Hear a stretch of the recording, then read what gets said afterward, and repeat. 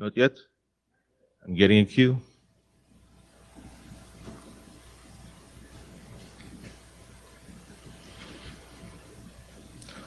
Awesome.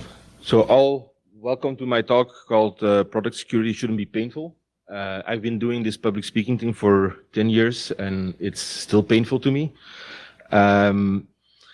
Especially if you're talking on the last day of the last DerbyCon, which was to me an awesome conference. It's also my first DerbyCon. So who else is its first DerbyCon?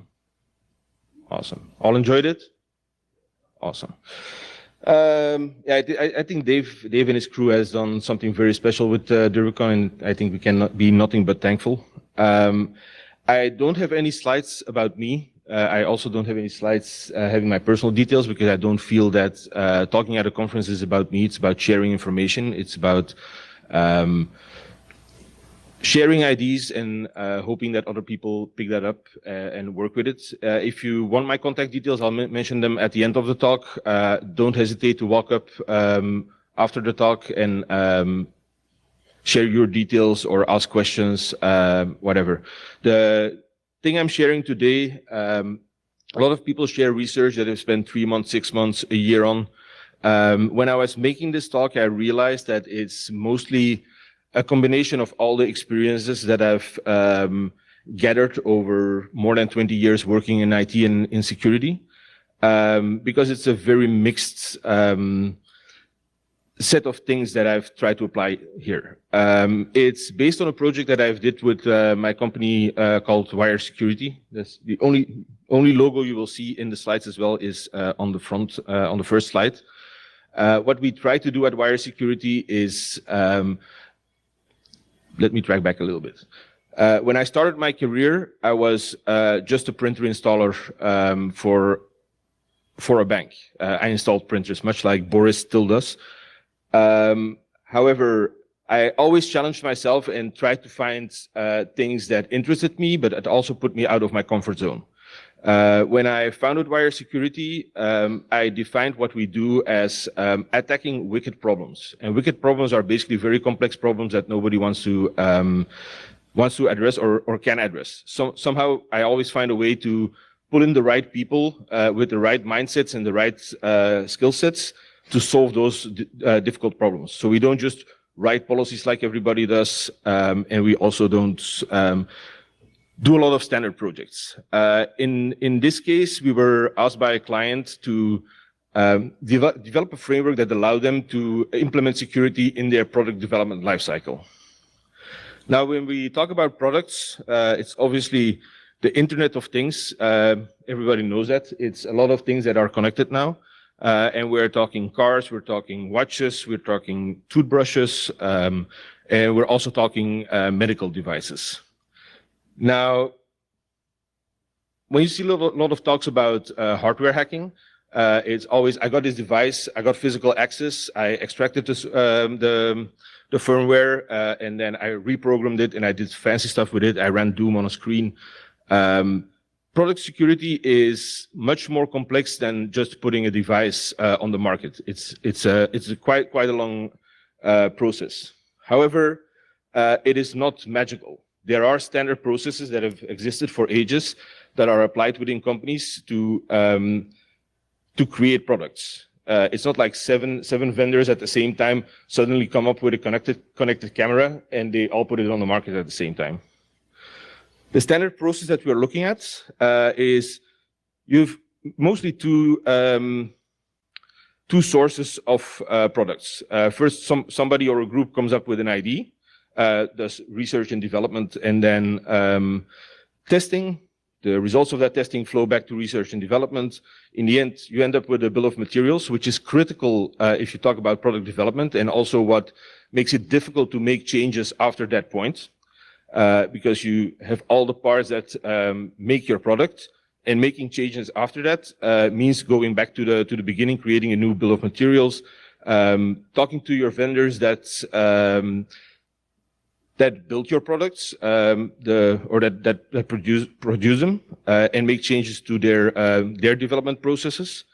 And in the end, you have a rollout, and your product hits the market. And in many cases, people have forgot stuff and cannot change them anymore. But that's the general process. But there is more. When you start talking to product development teams, there are a lot of rules that apply to the work they do. When it comes to medical devices, for instance, there are FDA rules, there are what they call CXP, and it's just a broad set of compliance rules that they have to adhere to. And what I do first when I enter this type of projects, because in the end, we all have the hacker mindset, the most important thing to me is to understand what the restrictions are that are applied to what those people do. So we learn all the rules, we go through all the regulations, it's a lot of reading. We often also read the RFCs of all the protocols that they are supposed to use. Because once we know what the rules are, we can subtly break them, or we can adapt what we want to implement to how the employees are restricted. And then what is also important to remember, and a returning team at security conferences is always the user is bad, developers are bad. I would contest that there is no person that walks, or no developer, or any person that walks into a company. Wait, there are not many persons, there are some for sure, that walk into a company and say, today I'm going to write bad code, or today I'm going to develop bad products. They all have good, most of them have good intentions, and we have to understand how they work to make sure that the way they work is the most secure way. Now, in this case, we're working with two main audiences, and I've studied communications a little bit when I was in high school. Understanding the audiences that you're working with is critical to success if you want to change culture.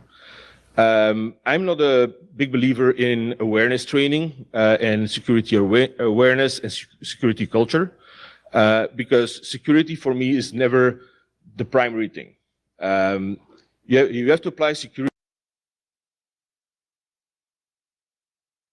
within the culture that exists, and there's no such thing as making everybody watch the same standard videos and then hoping that they will all do the right thing.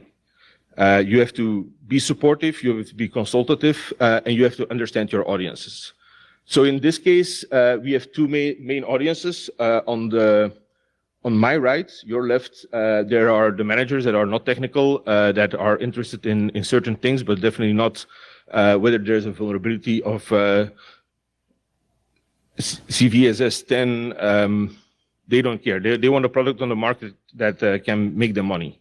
They also don't want to get fired. And then you have the developer, and I used a very stereotypical image there. I'm sorry for that, but they all look like that, right? And they're interested in challenging problems, but also in doing good work. The worst thing you can have when you work with a developer is to be at the end of the whole cycle and be the bad guy that does a pen test and then tells them that all the things they've done are wrong. If you as a security professional or a security team work with your developer, you want to be consultative, you want to be supportive, you want to give them as much information as possible. You also want to limit the red tape. There always needs to be some red tape, but you have to adapt it to what they want to do. Now, the managers, first thing they're interested in is money.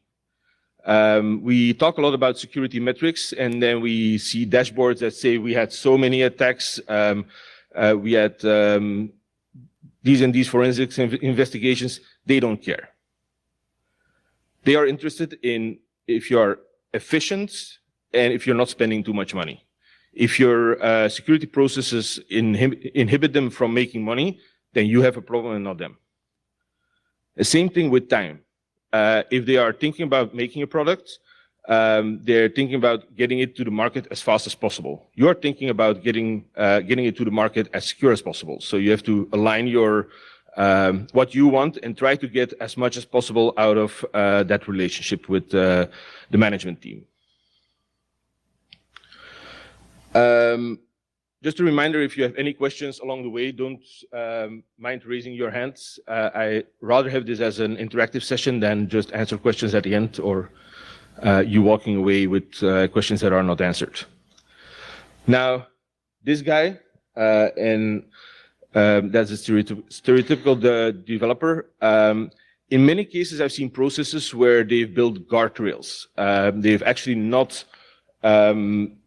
let the developer free, but they would say you can only develop in this language, you have to do this and this and this, this and this in this way. I believe much more in telling them what to do, but not how to do it. So we end up, and you will see that later, with checklists that we share with product developers that tell them what to do, but they're very much free in how to do it. The benefit of that is that you have different development teams within your organization, and they start to share what they have learned and what they have developed, but they still have the freedom to do something different as well, as long as the end goal is reached.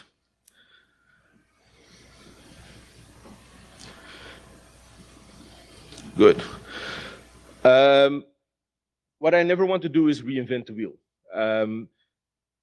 I'm definitely never the smartest guy in the room, and there's a lot of people that have done work before me or before us that have done awesome things, and we need to take that information and try to apply it to what we do today. Maybe improve it, but we're not reinventing the wheel. We're working with what exists right now. So you're working with a lot of technical people, and if you enter an organization and the development team has not been focused on security, they literally have no clue.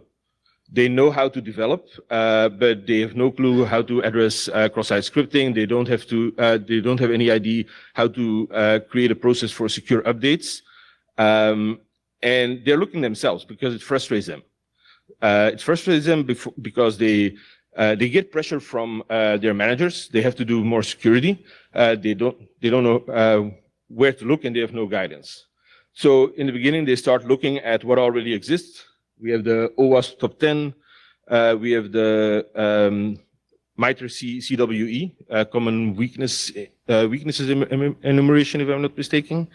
And then we have the ASVS. Now, a lot of most of these things, in my opinion, are targeted at security people. They are not targeted at developers. And developers in this talk is a synonym for product developers. In the end, producing software or producing a product that is physical is not very much different. So they start looking at this, and especially the ASVS is focused on testing on verification, and that's not what their job is. They need to know what they have to do to meet those requirements.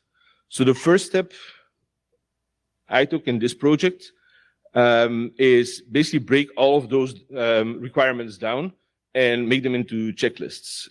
So developers could come to the security team and say, well, I have this and this problem, what do I need to do? Well, check this and this, these and these boxes, and you should be good.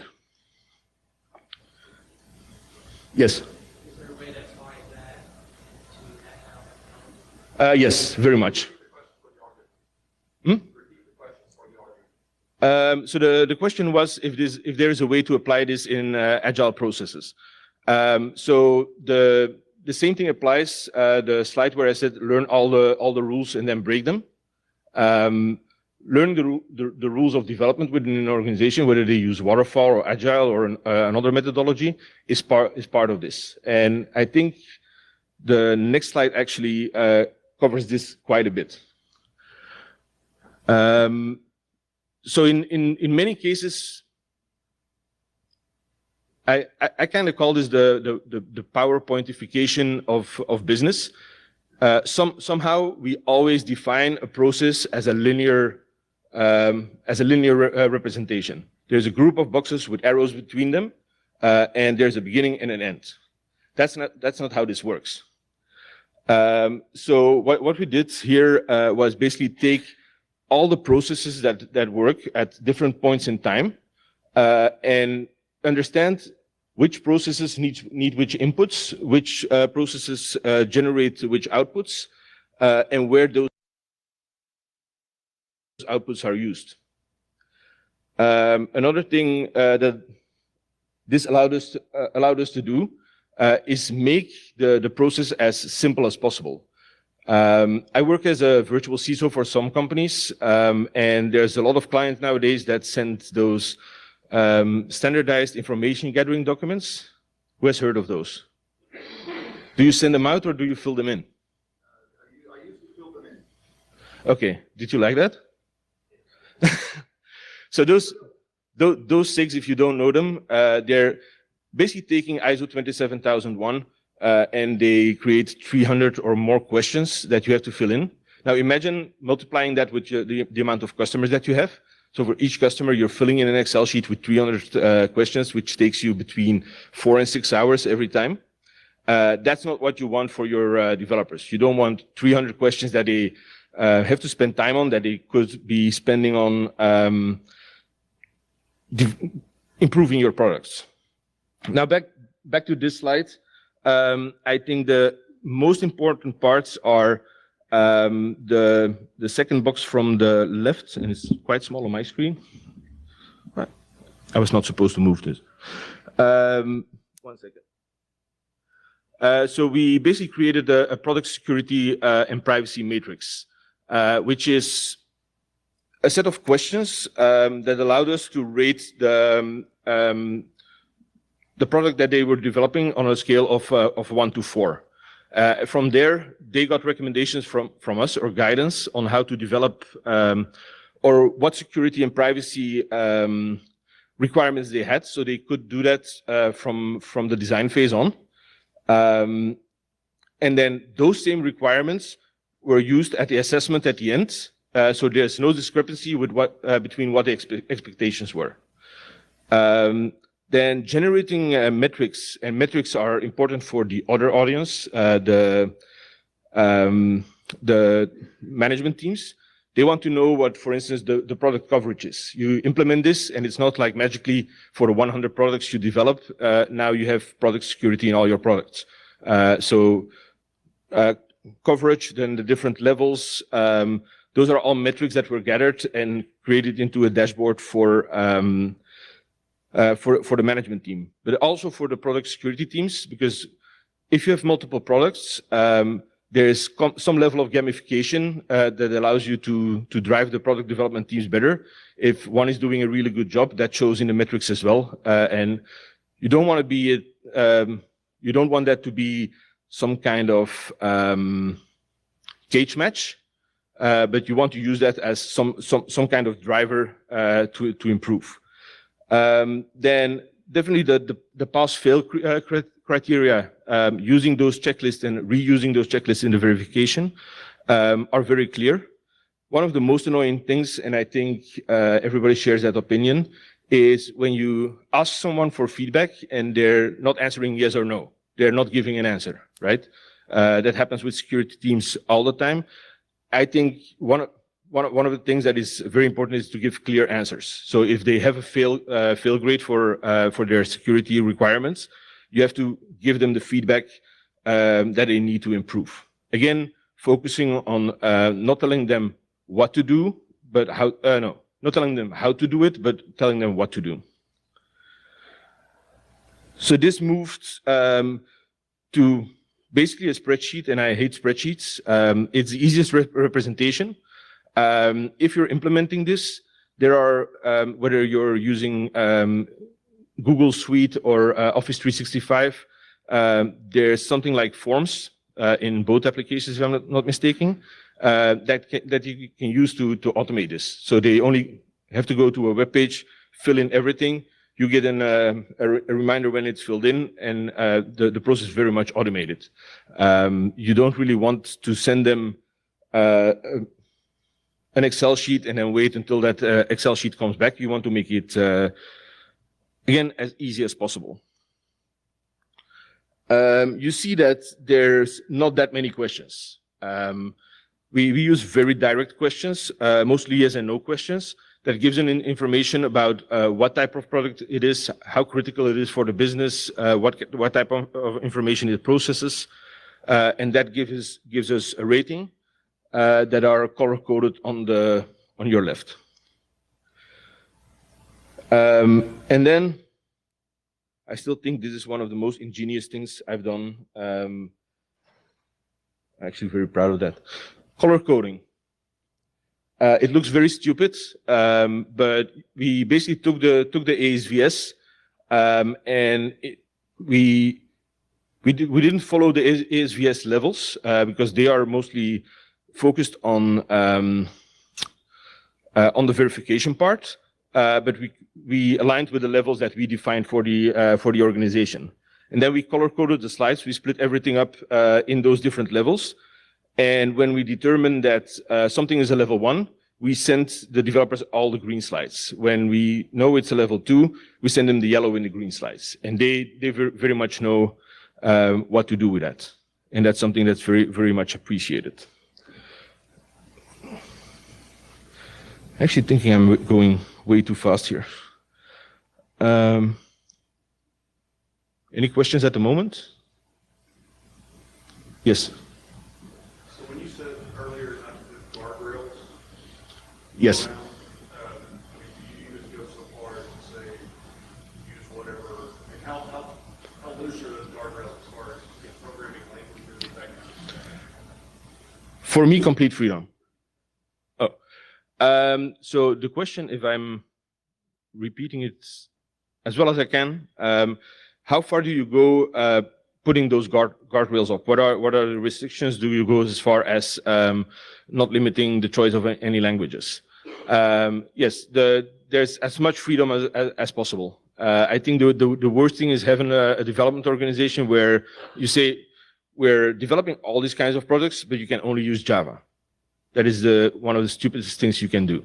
If a developer, knowing that they are an expert, just as well as you are an expert on security, they are an expert on development, knowing what the upsides and downsides are of the different languages, and they have to choose what works for the work they need to do.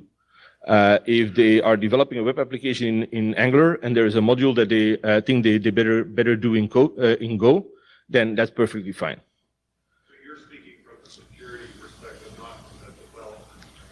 Yes. Yeah. 100%. Yes. How do you, if you have within the development team, if they have security expertise within them, how do you incorporate that into your approach? Do you have them do this for their team, or do you do this for them? It depends a little bit on the organizations. Organizations that I've worked with never really had what I then call security champions in their team. I think it's important to have those people. You can identify them on the go. One of the most beneficial things that I've learned working with development teams is to introduce them to threat modeling. And there's a lot of threat modeling courses where someone comes in, they talk about how to threat model, and then they come with a few mock exercises, applications that they've imagined, and do threat modeling that way. The way I do threat modeling training is I do the first 2 hours of training, just telling them what threat modeling is, how they can approach it. And then I go into the deep end and they start explaining the applications and modules and everything that they are working on. And then we threat model that. And the effect that you see then is that they immediately start thinking about their own products, and you see different people doing different things, and they apply it immediately. I've done it at a company in Seattle one time, not one of the big companies, but we had a lunch break, and after the lunch break, they were actually threat modeling issues that were reported an hour beforehand, and that's an amazing thing to see. Because, again, those developers don't come in to develop insecure code. They come in to do good work. And if they get the tools to do that work better and not get an avalanche of security issues at the end that they have to solve within a limited time frame, then you are winning. So definitely the security champions are important. One of the main things also is if you start with threat modeling or product security training, you often get an audience of the lead architects and the lead developers. I always ask for a mixed audience. There's nothing funnier than sitting in a room where there's a lead architect and there's someone from QA, and the lead architect is explaining how shit works, and the guy from QA is going like, I know how this works. And then using that information, just looking at the people, it's sometimes very subtle. You have to, there's the guy that is talking, but you have to watch the other people to see how they react, to understand if what he's talking about is true. So that's why I said in the beginning as well, I probably have a wealth of technical knowledge, but I've also built personal knowledge and knowledge about working with people. Using those skills in these product security or security integration into your development processes is not a purely technical task. It's much broader than that, and you have to understand the organization.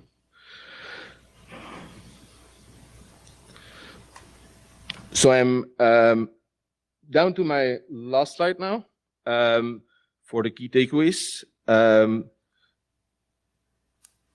One of your tasks when working with development teams is to build the relationships, not only with the development teams, but also towards the management teams. At some point, there's going to be pressure on you from management, and you're going to be the buffer between that development team and the management team. So the development can do what they need to do, and you can satisfy the needs of that management team. Getting that trust is, especially when you're external as a consultant, sometimes hard. But I usually solve that before we sign any documents. I really need that freedom and the liberty to interact with everybody and to make those decisions together with the organization. If my power there is limited, then it goes off the rails after a month, 2 months, and you feel that you become more ineffective. Understanding the rules, understanding how product development works, and how product development teams are motivated is critical to your success as well. As a security person, you're never the lead. You're supportive, you're consultative, and you're there to help people. If you're the person that says no, then, or the person that only says no, then you are in trouble. And then communication, understanding all your audiences and communicating clearly to the people that you're working for and the people that you're working with is very, very important. I think I've narrowed it down to availability. Those people are very pressured on time, and they need answers quickly. So I have the benefit of living and working in Belgium. I work with teams around the world. So sometimes I jump on calls at 2 a.m. at my own detriment. But if that helps my client to make a decision fast, then I've won as well. So being available and being consultative is also critical to your success. Yes, sir.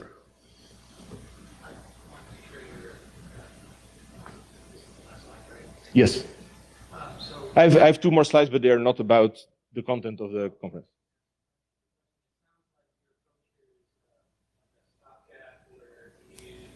Instead of pulling shifting left with secure coders, you've got the security team and you've got the regular developer coder working together. Until at some point you can kind of retrain coders to become secure coders and do security by design, write your user stories with security, and even write evil user stories. And it comes down to that very beginning of secure coding where you're implementing security best practices and not moving it down to the sidewalk as it wants to. So this is interesting that you can go to the existing companies with existing configuration of the teams and it's just right there without right? Yes.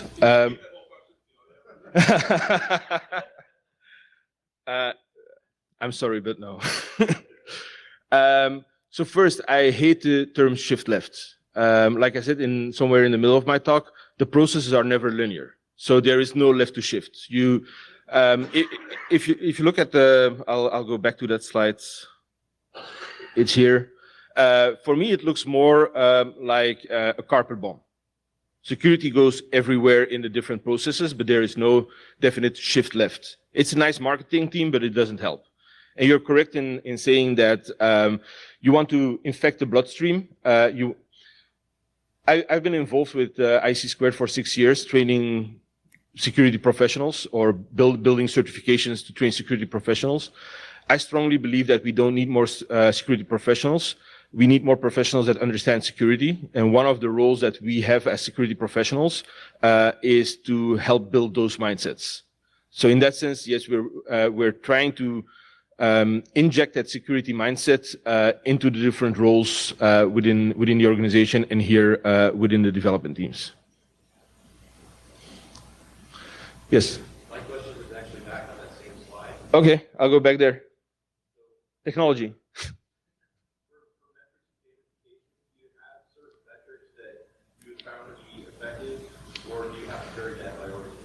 For me, that is per organization. So the question was if there are definitive metrics that any organization could use. It depends to me. For me, it depends largely on the organization itself, and that's not to say that you have to hire me to find out how that works. I would love that, but that's not why I'm here. No, it also depends on what technologies they are using. There's still a lot of organizations that use Excel dashboards. So how you gather information, how you are able to collect data to actually derive consistent metrics from is critical to define which metrics that you use. The methodology that I've applied since, I'd say probably 5 years, is one called GQM. And it's a shorthand for goal question metrics, where you basically understand the goals of the organization. Then related to those goals, you ask different questions. And then you identify metrics that answer those questions. And that for me is a good approach to define your metrics problem. And then you choose how to present that, whether you use something like, well, you can use Excel, you can use any dashboarding app. You can do that in Jupyter Notebooks, you can do that in R, whatever works for you to make a presentable metrics framework, and most importantly, a repeatable metrics framework. That's what you should use.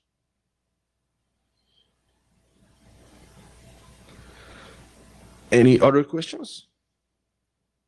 We still have time, I think.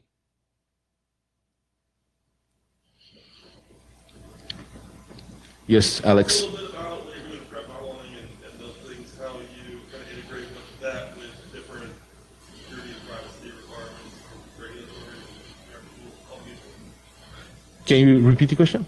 So just in general, through the threat modeling, you know, in only I've seen this a few times lately, you know, how does that change based on like the type of device or what the regulatory requirements may be around that? So the approach itself doesn't change at all. Whether you're looking at a person or a device or a software, the threat modeling is the same. I think the key parts there are that you, when you initiate threat modeling, you don't look at the controls that are there. You try to ignore the controls because you want to identify all the threats, even the ones you think are mitigated by controls that already exist. Then you validate those, take into account the controls. And whether there's a huge regulatory pressure or there's relatively little, that doesn't matter. You just have to understand all the frameworks that apply and then integrate them into your threat modeling process. Good. So I've been in a few talks over the past few days, and everybody did something personal or reminiscing about DerbyCon and what it has instilled in the security community as well. So I'm going to ask to cut the